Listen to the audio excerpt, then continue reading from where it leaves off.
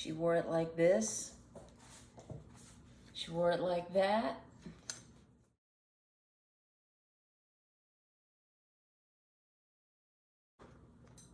She in question is Katharine Hepburn, and this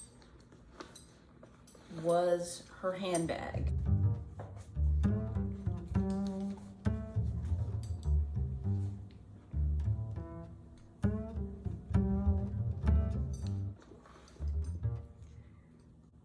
I won this bag 20 years ago this month, June 10th, 2004, I think was the exact date. I flew from Chicago to Manhattan to meet up with my mom, specifically to go to the Katharine Hepburn estate auction at Sotheby's. I don't think I'd ever been in an auction before. I have been a huge Katharine Hepburn fan since I was a child, and I love handbags. And so I had this dream to become the owner of her handbag. Got there, there were I think at least two handbags on auction. This was the one in the best condition. Winning this bag, which at the time was such an incredible thing to happen because so many of the pieces at the auction were going for astronomical prices, well beyond the amounts that Sotheby's said or thought that they were going to go for. So I was very fortunate to get this, and I'll tell you how that happened for me. If I had to settle on an object that defines how old I am, I would say, well, that I'm black and white TV old. Meaning that when I was a child, I remember in my bedroom having a very small, well, it was a small screen, but a chunky black and white TV that I loved watching Laverne and Shirley on. The point is that I'm old enough to remember a time when we had 3 TV stations and I think like a 4th weird little station in town, in the town that I grew up in, and everything that I saw, unless I was watching TV in the living room, was in black and white. And Hepburn movies and other old movies like that were, what we had.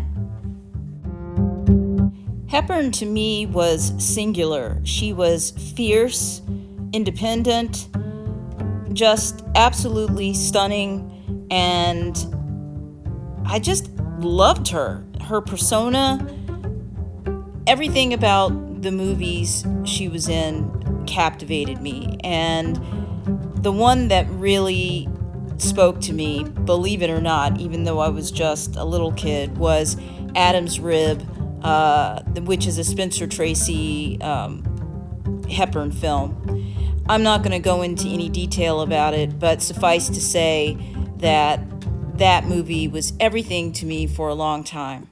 And it just cemented my love of Hepburn. I want to add that I first saw Adam's Rib with my mom at home, and definitely seeing that with her enriched that experience. Hepburn died June 29th, 2003. I remember being in a food court at Water Tower where the Marshall Fields, where I worked, was, and sitting at a table and just feeling gutted. It was like I had known her all my life, and it was a tremendous loss.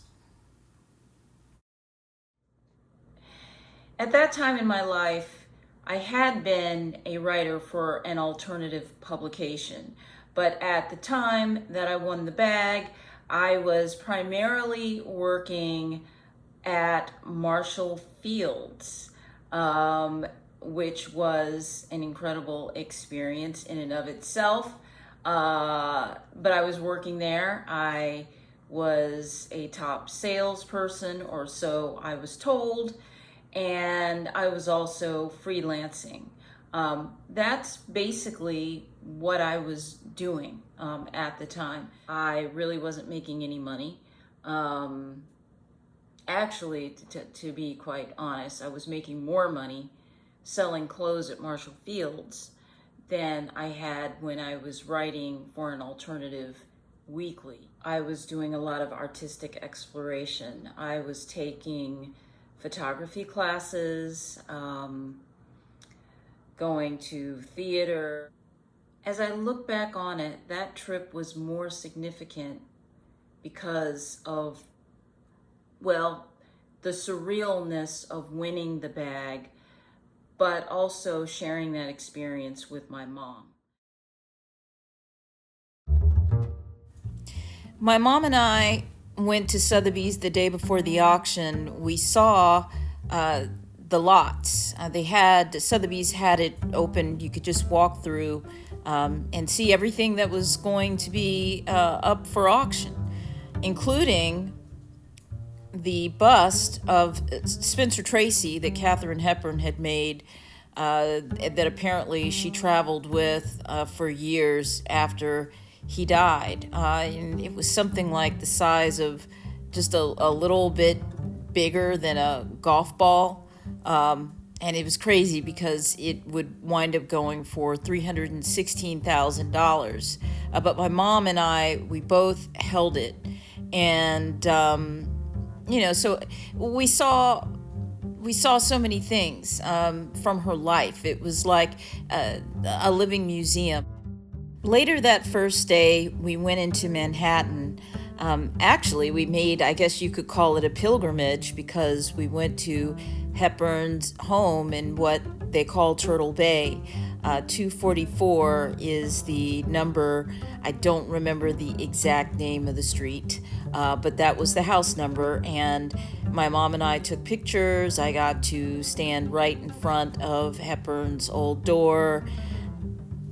It was surreal, having read about this Turtle Bay residence in Charles Hyam's book, Kate, which I had loved as a child. So being there just made the auction experience, enriched the auction experience. While we were out, we also went to the site of what was once the Twin Towers. We paid our respects there. This was still a very raw event. It had only happened not even quite 3 years ago. And additionally, my mom actually had coworkers who died on 9/11, people she had not met, but that she had done business with over the phone for her company, Marsh & McLennan. So it was a very emotional part of our journey together, and one that I'm glad I shared with her. I'll leave it at that. I've loved handbags since I was a child. I guess you could call me at some point, or at one point in my life, a handbag addict. So on auction day, my mom and I arrived dressed in our finest. I had made a list of all the items I might have a shot at winning. I'd only come with $2,000. That was a lot of money for someone like myself who was freelancing and working at, Fields. A color photo estimated to sell between $150 to $300 was on my list, but I didn't even get a chance to raise my paddle. It went for $6,600. That's the way the entire auction seemed to be going.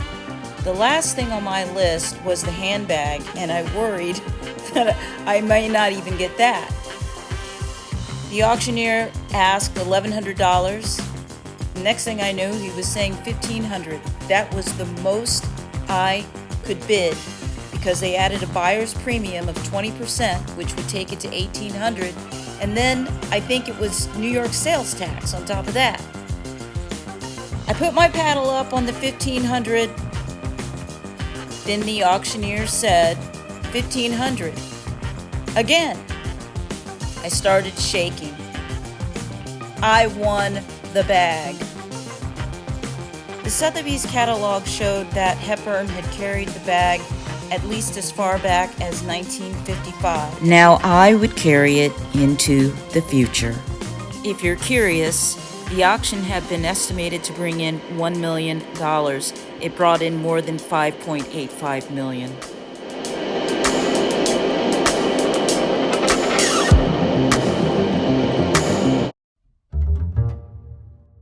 So don't get any ideas. Where do I keep the bag today? Well, I don't keep it with me where I live. So if you're thinking, I'm gonna find out where she lives and I'm gonna go and get that bag, you can forget about at least getting the bag, because I don't keep it with me where I live, and that will remain a secret where it is stored.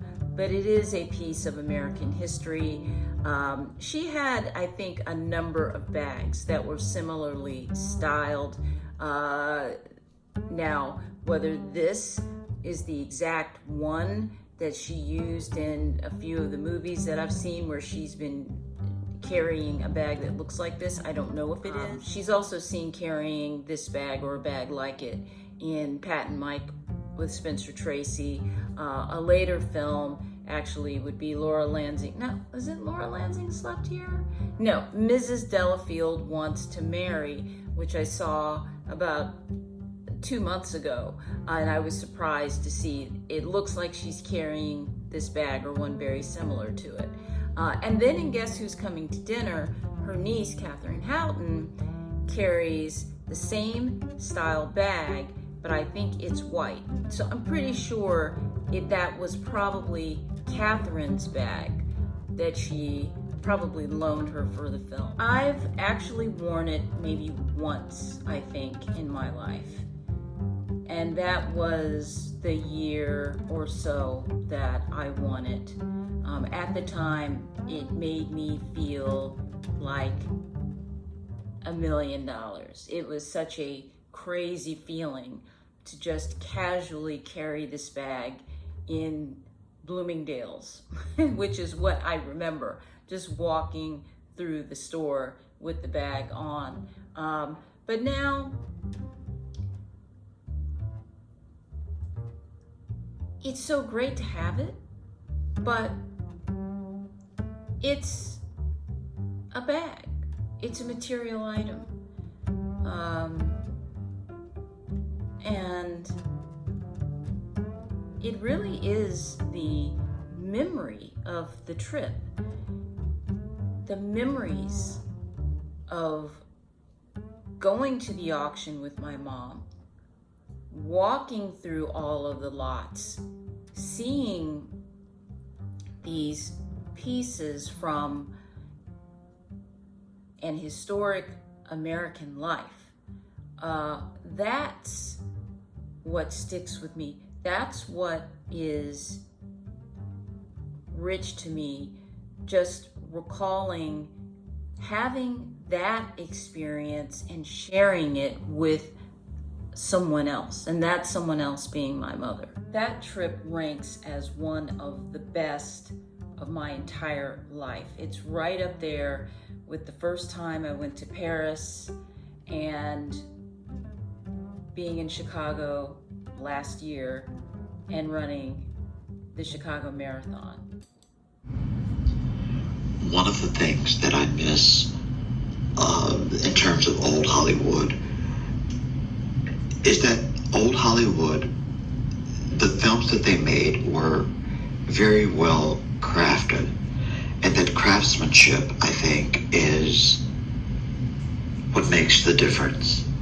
Today we have technology and we can affect just about any scenario on screen, but that craftsmanship is gone.